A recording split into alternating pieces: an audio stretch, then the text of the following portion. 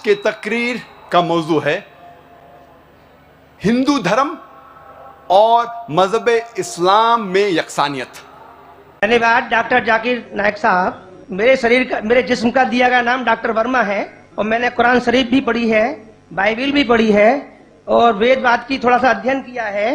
मैंने कुरान में सारी बातें अच्छी पाई हैं, किंतु एक बात मेरी समझ में अभी तक नहीं आई है।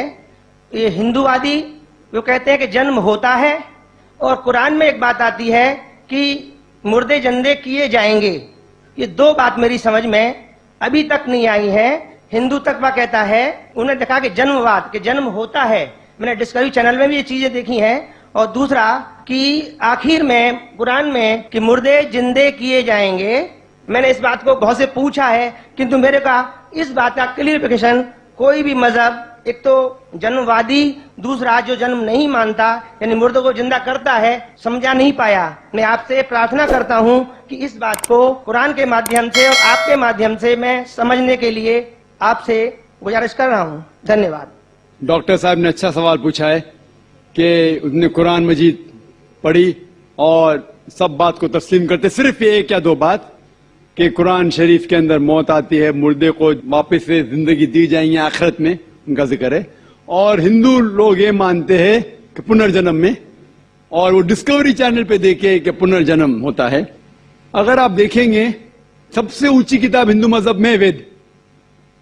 अगर आप पढ़ेंगे पुनर की मानी क्या, पुनर संस्कृत में मतलब नेक्स्ट, अगेन, वापस से, और एक पुनर के मानी नेक्स्ट।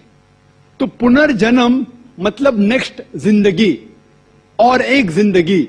अगर आप कुरान शरीफ पढ़ेंगे, कई आयतें हैं कि अल्लाह सुब्हाना व तआला ने आपको जिंदगी दी, पहले आप थे नहीं, फिर जिंदगी दी, इस धरती पे आए, फिर आपको मौत देंगे, फिर आखिरत में उठाया जाएगा।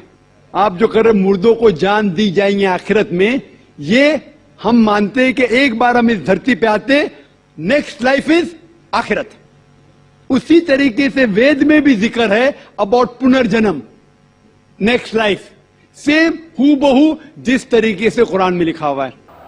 ये कुरान मजीद की आयत कहती है, कुल या अहले किताब, कहो अहले किताब से, यहूद और नसारा से।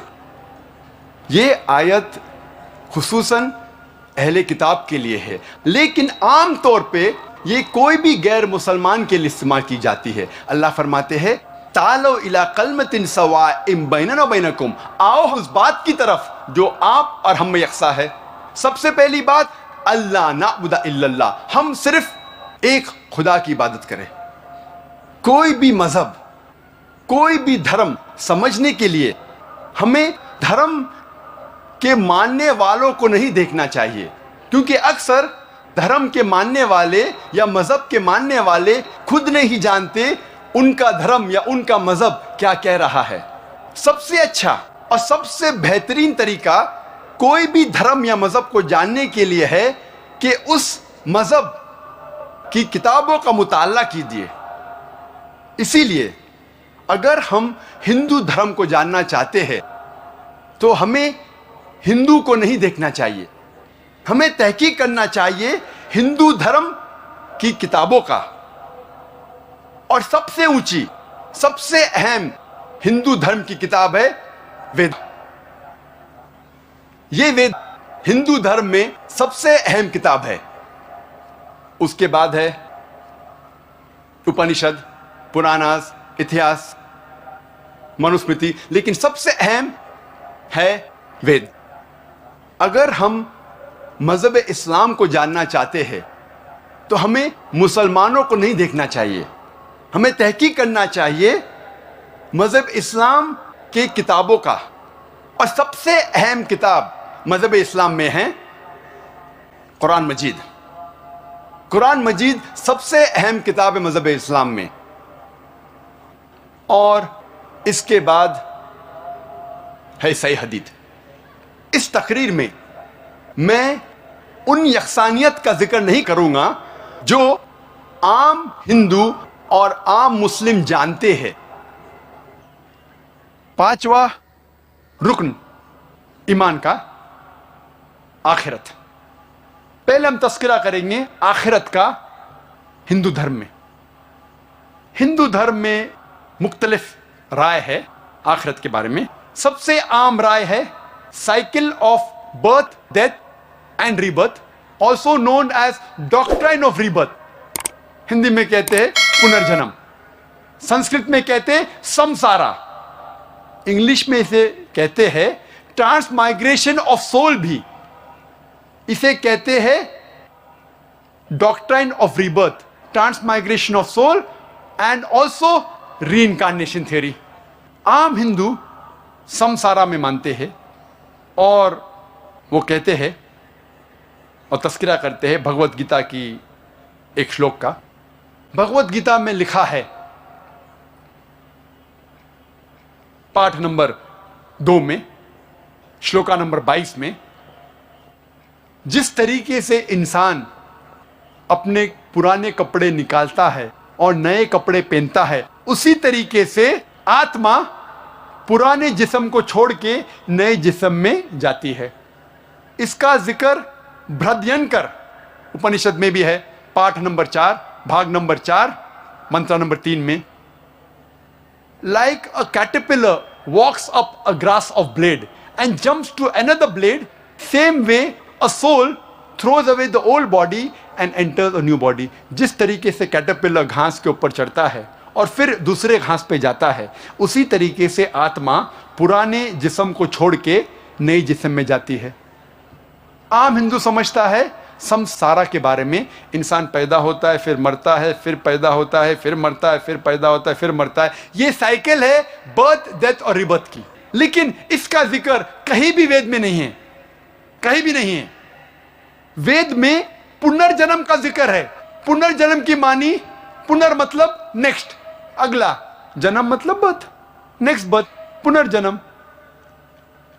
पुनर्जन्म की सही मानी है नेक्स्ट बर्थ, अगला जन्म, जिस पे इस्लाम को कोई एतराज नहीं। हम भी मानते पुनर्जन्म में, नेक्स्ट बर्थ में, लेकिन वो पुनर्जन्म नहीं जो आम हिंदू मानते हैं समसारा के बारे में। हम नहीं मानते cycle of birth, death, rebirth के बारे में। हम मानते सिर्फ पुनर्जन्म। पुनर्जन्म अंग्रेजी में होता है नेक्स्ट बर्थ, अगली जिंदगी। और इसका जिक्र है ऋग्वेद में, किताब नंबर 10, पाठ नंबर 16, मंत्र नंबर 4 और 5 में। तो पुनर्जन्म का जिक्र है, लेकिन ये साइकिल बर्थ, डेथ, रीबर्थ का जिक्र नहीं है। तो जब हम वेद पढ़ते हैं, हमें पता चलता है कि वेद में लिखा है कि और एक जिंदगी है, और अगर आप इस जिंदगी में सफल होंगे, अगर इस जिंदगी में सफल होंगे तो आप जाएंगे स्वर्ग में। स्वर्ग का जिक्र है एक अमन की जगह, एक सलामती की जगह, जिसके नीचे बहेंगी दूध की नदियां, शहद की नदियां, वहां फल होंगे और अमन होगा। अगर आप इस दुनिया में सफलता नहीं पाते तो आप जाते हैं नरक में। नरक एक सजा की जगह है जिसका अक्सर जिक्र है वेद में आग जैसा। अब हम तस्करा करेंगे आखिरत का जिक्र इस्लाम में। अल्लाह ताला फरमाते सूरह बकरा में, सूरह नंबर 2 आयत नंबर 28 में, क्या आप अल्लाह में नहीं ईमान लाएंगे ये जानने के बाद कि अल्लाह ने आपको जिंदगी दी, फिर मौत दी और फिर से जिंदगी दी।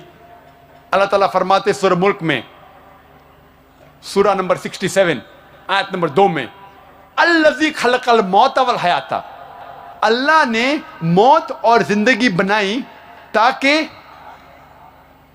इंसानों को पहचान सके, ताकि इंसानों का इम्तिहान ले सके। This life is a test for the hereafter. ये जिंदगी इम्तिहान है। अगर हम जिंदगी में सफल होते तो हम जाते हैं जन्नत में, और जन्नत का तस्करा है कुरान और सही हदीस में। अमन की जगह, सलामती की जगह, जिसके नीचे दूध की नदियां बहती है, शहद की नदियां बहती है, फल है कई किस्म के, खजूर है, अनार है। अल्हम्दुलिल्लाह, जिस अनार को हम जानते वैसे अनार ने करोड़ों गुना बेहतर फल, अल्हम्दुलिल्लाह। और अगर हम सफलता नहीं पाते इस दुनिया में, हम जाएंगे जहन्नम में। जहन्नम एक सजा की जगह है जिसका अक्सर जिक्र है कुरान मजीद में आग के साथ। और कहा गया कुरान मजीद में, जिसका ईंधन होगा पत्थर और इंसान। तो जब हम तहकीक करते हैं हिंदू धर्म की किताबों का और मजहब इस्लाम की किताबों का, हमें पता लगता है कि दोनों में आखिरत का जिक्र है। दर्शकों, अभी आपने सुने मुसलमान धर्म के प्रवक्ता डॉक्टर जाकिर नाइक जी के विचार, और आइए अब जानते हैं जगत गुरु तत्वदर्शी संत रामपाल जी महाराज जी के विचार।